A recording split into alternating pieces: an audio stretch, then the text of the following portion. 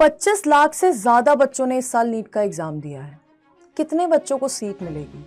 कितनों का डॉक्टर बनने का सपना पूरा होगा और कितने ही बच्चे हैं जो हार मान जाएंगे। एक एग्जाम को बच्चे अपनी जिंदगी बना लेते हैं, उस एक एग्जाम के लिए अपना सब कुछ सैक्रिफाइस करते हैं और जब वो सपना पूरा नहीं होता है ना, वो डॉक्टर बनने का सपना जब पूरा नहीं होता ना, तो वो परेशान होते हैं, डीमोटिवेट हो जाते हैं, गलत डिसीजंस लेते हैं।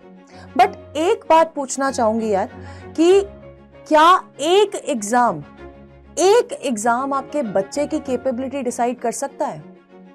नहीं कर सकता। क्या एक एग्जाम आपके बच्चे का फ्यूचर डिसाइड कर सकता है? नहीं कर सकता। और ये बात आपको समझनी पड़ेगी, आपके बच्चों को समझनी पड़ेगी, आप पेरेंट्स को ये बात समझनी पड़ेगी कि एक एग्जाम के बेसिस पे अपने बच्चे को जज मत करिए, क्योंकि 28 लाख बच्चा बैठा है इस एग्जाम में। 28 लाख बच्चा एक बहुत बड़ा नंबर होता है, कंपटीशन बहुत बढ़ रहा है। और आपको लगता होगा ना कभी कभी कि हमारे बच्चे ने मेहनत नहीं करी, वो बच्चा भी तो मेहनत कर रहा है जो फर्स्ट आ रहा है, जो सेकंड आ रहा है, या जिसको सीट मिल रही है। तो ऐसा नहीं है, आपका बच्चा उतनी ही मेहनत कर रहा है जितना वो मेहनत करके गया है।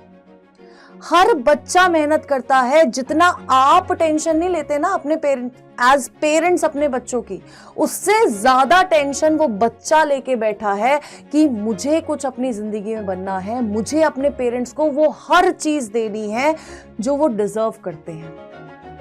लेकिन जब वो रिजल्ट आता है ना, तो बहुत सारे पेरेंट्स ऐसे होते हैं जो समझते हैं अपने बच्चों को, लेकिन कुछ पेरेंट्स ऐसे भी होते हैं जो उसके अपोजिट खड़े हो जाते हैं। अपोजिट खड़े होने के लिए पूरी दुनिया काफी है, लेकिन सिर्फ आपका इकलौता ऐसा सपोर्ट है जो बच्चे को यहां से यहां पहुंचा सकता है।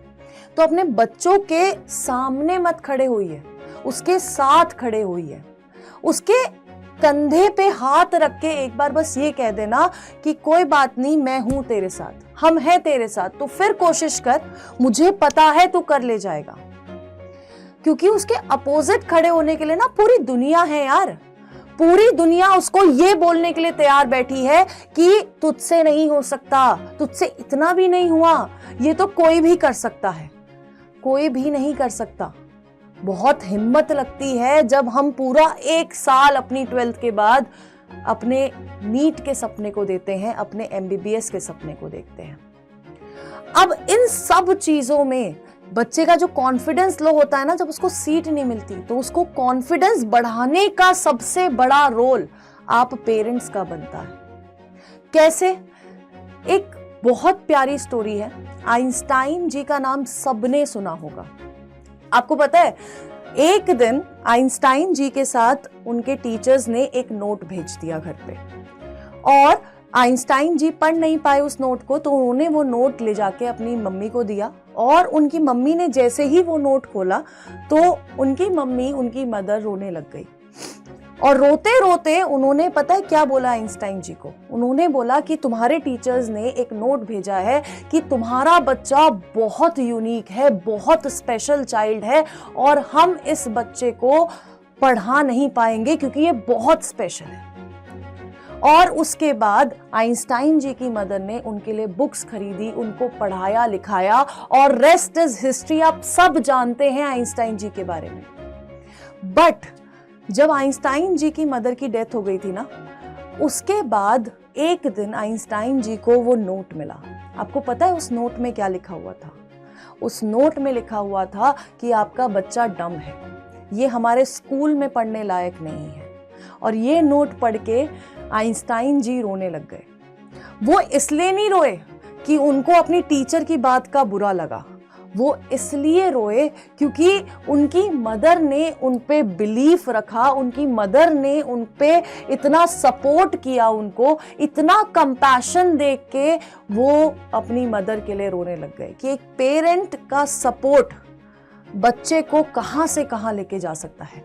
वो बच्चा जो उस नोट को कभी किसी टाइम पे पढ़ नहीं पाया था, जिसको डम करार कर दिया गया था, उसी बच्चे को आज पूरी दुनिया जानती है।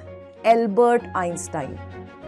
तो आप खुद सोचो कि आपका एक सपोर्ट, आपकी एक लाइन की यार हम हैं तेरे साथ, मैं खड़ा हूं, वही उस बच्चे के लिए काफी है। तो अपने बच्चे को सपोर्ट करिए, उसके अगेंस्ट में मत खड़े होइए, क्योंकि अगर आप अगेंस्ट हो गए ना तो उस बच्चे का कॉन्फिडेंस बिल्कुल टूट जाएगा। उस बच्चे को मोटिवेट भी आप कर सकते हैं, उस बच्चे को डीमोटिवेट भी आप कर सकते हैं। तो आपके हाथ में है और उस बच्चे के हाथ में है कि वो मोटिवेट होना चाहता है या डीमोटिवेट होना चाहता है। क्योंकि ऐसे बहुत सारे एग्जाम्पल्स हैं हमारे पास जिनका पास्ट इतना अच्छा नहीं रहा था, लेकिन उन्होंने अपने फ्यूचर में बहुत कुछ अच्छा अचीव किया है। मान लो यार नीट नहीं हुआ, वो MBBS की सीट नहीं मिली, तो क्या आपका बच्चा किसी लायक नहीं है? आपको क्या पता कि वो बच्चा आगे जाके क्या अचीव कर ले, इस फील्ड में ना सही किसी और फील्ड में अचीव कर लेगा यार। लेकिन हर बच्चा कोई टैलेंट लेके पैदा होता है, हर बच्चे के पास कुछ टैलेंट होता है, उस टैलेंट को बस खोजने की जरूरत होती है, ठीक है। और जिस बच्चे को पता है ना कि यार मुझे डॉक्टर ही बनना है, वो मेहनत कर रहा है। आपका बच्चा आपसे ज्यादा अपने फ्यूचर के बारे में सोचता है। तो आप ये मत सोचिए कि आपका बच्चे को पड़ी ही नहीं है कि वो आगे जाके लाइफ में क्या करेगा। हर बच्चे को पड़ी है। हर बच्चे का ना एक ही सपना होता है कि अपने पेरेंट्स के लिए ऐसा कुछ कर जाना जो किसी ने ना किया हो। मैं ये फील कर सकती हूँ, और आपको भी पता है, आप भी एक टाइम पे बच्चे रहे हैं, आपको भी पता है कि आपने भी अपने पेरेंट्स के लिए यही सोचा होगा। आप भी ऐसा हो सकता है कि वो सपना अपने पेरेंट्स का पूरा नहीं कर पाए होंगे, लेकिन आज उनको वो सब दे रहे होंगे जो आपने कभी सोचा था। तो अपने बच्चे को सपोर्ट करिए। वो चाह रहा है कि उसको नीट ही करना है, तो उसे मौका दीजिए, उसको सपोर्ट करिए। और बच्चों से भी ये कहना चाहूंगी, यार तुम्हारे पेरेंट्स तुम्हारे लिए बहुत सैक्रिफाइस करते हैं। अपनी चीजें काट काट कर, अपने एक्सपेंसेस काट काट कर तुम्हें बेस्ट कोचिंग दिलवा रहे हैं, तुम्हें बेस्ट से बेस्ट मटेरियल दिला रहे हैं। जो बुक्स तुम बोल रहे हो वो दे रहे हैं, जो खाने के लिए तुम मांग रहे हो वो तुम्हें दे रहे हैं, जो पहनने के लिए तुम मांग रहे हो वो तुम्हें दे रहे हैं। सब कुछ दे रहे हैं वो तुम्हारे लिए, सब कुछ कर रहे हैं तुम्हारे लिए।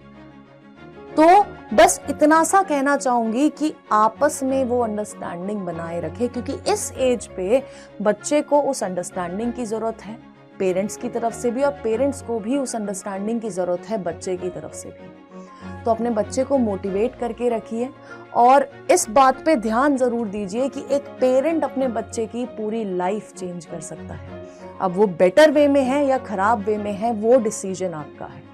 तो ऑल द बेस्ट बच्चों, और आप पेरेंट्स के लिए थैंक यू अगर आपने ये वीडियो देखी है, और इस बात पे सोचिएगा ज़रूर।